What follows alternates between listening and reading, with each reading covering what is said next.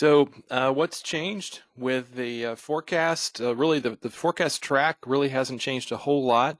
Marco is a hurricane now. It has strengthened to become a hurricane. Um, Laura still looks to be the bigger threat. Right now forecast to be a hurricane, Category 2, making landfall somewhere along the upper Texas or Louisiana coast.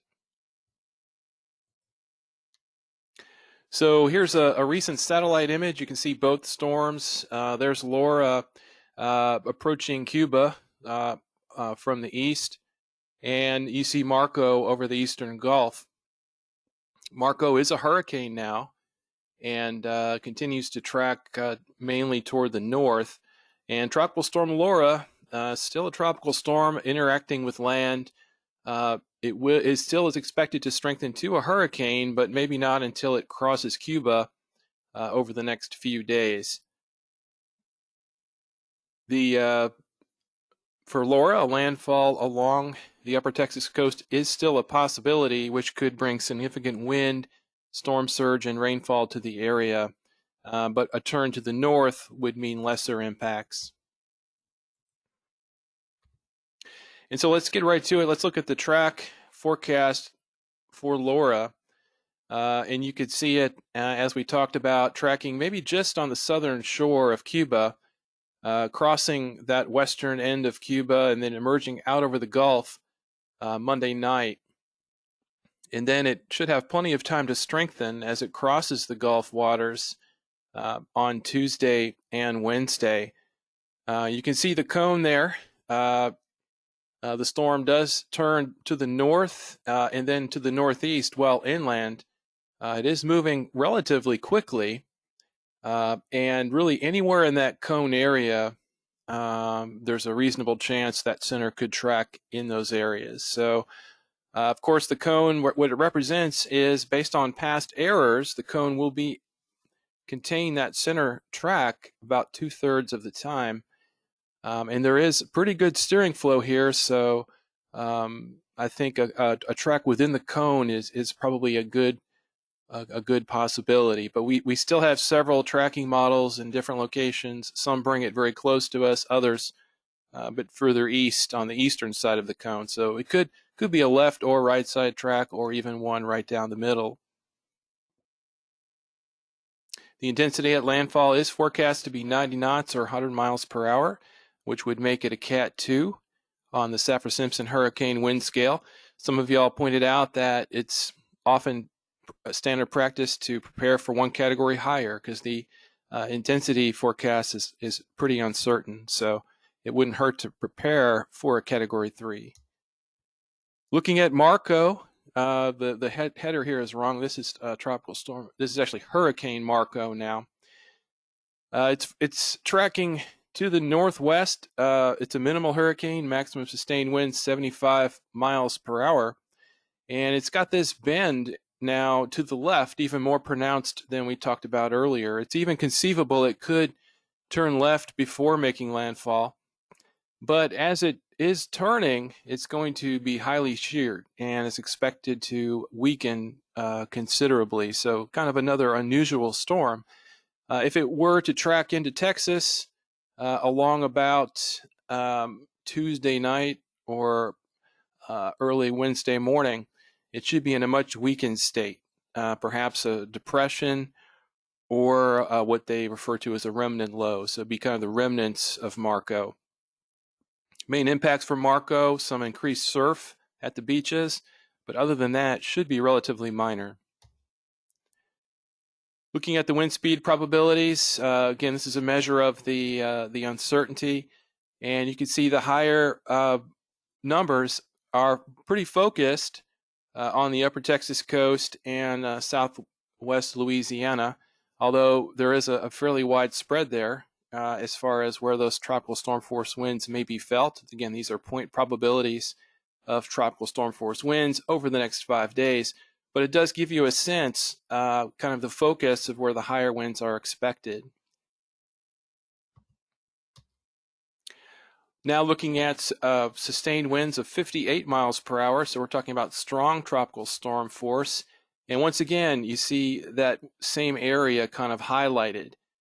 the upper Texas coast over to southwest Louisiana. So that really is the focus right now of the most likely track area and the most likely impact area as far as the high winds are concerned.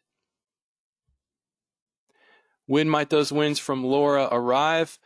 Right now, the most likely timeline, you can see the time arcs there, looks like arrival at the Texas coast along about Wednesday evening. So could be a bit earlier, could be a bit later, but the most likely arrival time would be Wednesday evening for the tropical storm force winds. What about Marco? It is a hurricane now, and as I said, though, as it does bend left, it is forecast to weaken considerably. So you do see some lower probabilities of tropical storm force winds from Marco, which is not out of the question. But again, Marco is expected to be really weakening as it does bend and turn in our direction. If it were to have some minimal tropical storm force winds, that arrival time would be right around Tuesday, during the day on Tuesday. So again, very unusual situation, but a weakening system here with the stronger hurricane following behind it.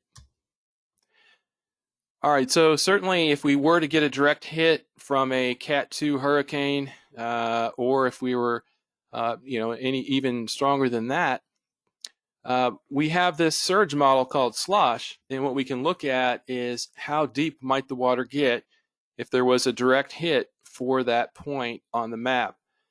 And so it's really kind of a risk map for a Category 2 hurricane, kind of a worst case scenario. And what you can see is a large portion of the upper Texas coast there under greater than 9 feet of water. The values there are inundation height above ground level, meaning depth of water above ground level. So you can see the flooded areas there up in Chambers County, Bolivar Peninsula, Galveston Island, and then a lot of the lower lying areas even around Galveston Bay. And again, this would apply if we had a direct hit from a worst case Category 2 storm.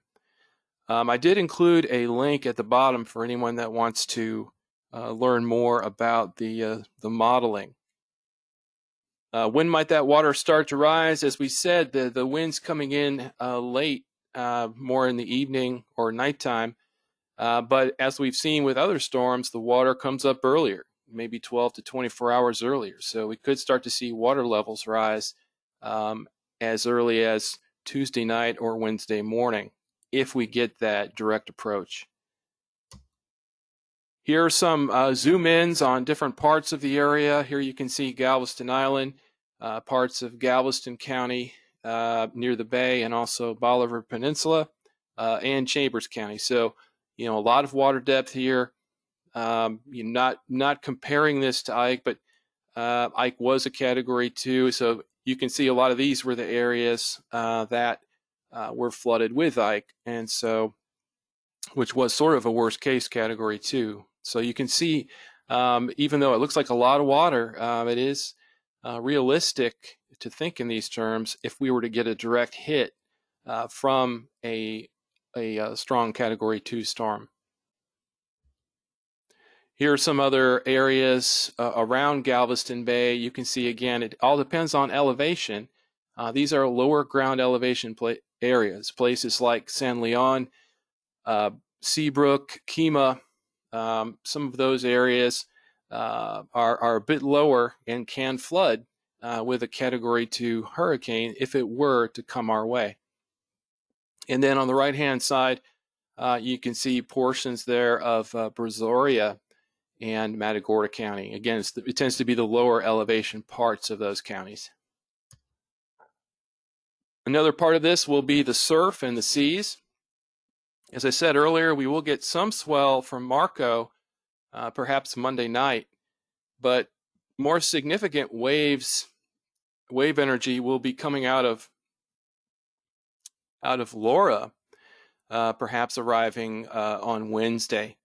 Offshore seas will depend a lot on the track. You can see some of the forecasts of wave height there 15 to 20 feet in some cases, tracking kind of near and to the right of the center. And some of that wave energy, like I say, will probably get into our water, some of the swell, as early as Wednesday, with some of the high seas related to the storm tracking with the hurricane itself. Rainfall, what we have here is a swath of 5 to 10 inches of rain following essentially the track of Laura. So you can see kind of that darker brown yellow coloring kind of following along there over southeast Texas, southwest Louisiana, kind of up along that state line. As Laura makes landfall, it then turns north, and so and it moves fairly steadily. I've had several questions about, will it slow down? No, this is not that type of storm. It's going to move steadily through, and so 5 to 10 inches as far as an average amount is probably pretty realistic. Of course, there could be some higher amounts in banding, but so just to sum up, Tropical Storm Laura is forecast to be a Category 2 hurricane at landfall, potential to bring damaging winds, dangerous storm surge flooding, and high surf to portions of Texas and Louisiana, certainly, depending on how that storm tracks. Potential for some heavy rains and flooding as well. 5 to 10 inches of rain can be significant if it comes down very quickly. We're using a Category 2 worst case to model the surge potential. Think of those maps we looked at as surge risk maps, and to get an idea of the vulnerability for those parts of your jurisdictions. Tropical storm force winds will most likely reach the Texas coast Wednesday evening, but as we know from past history, the water levels will likely start to rise well before that, perhaps 12 to 24 hours before that. So keep that in mind, especially if you're on a barrier island. We've seen in past storms those areas get cut off. Lesser impacts for Marco, certainly compared to Laura. Some increase in waves and surf expected Monday night, and then we actually may get the remnants of Marco over our area eventually, but it should have relatively little impact by the time it reaches us. Just to recap, this is all going to depend on the track. If we get that track into Texas, more of a direct hit, all those significant hazards are in play. If it were to recurve to the north, and that's also a possibility, then of course we wouldn't get those impacts. But that's kind of the situation we're facing right now.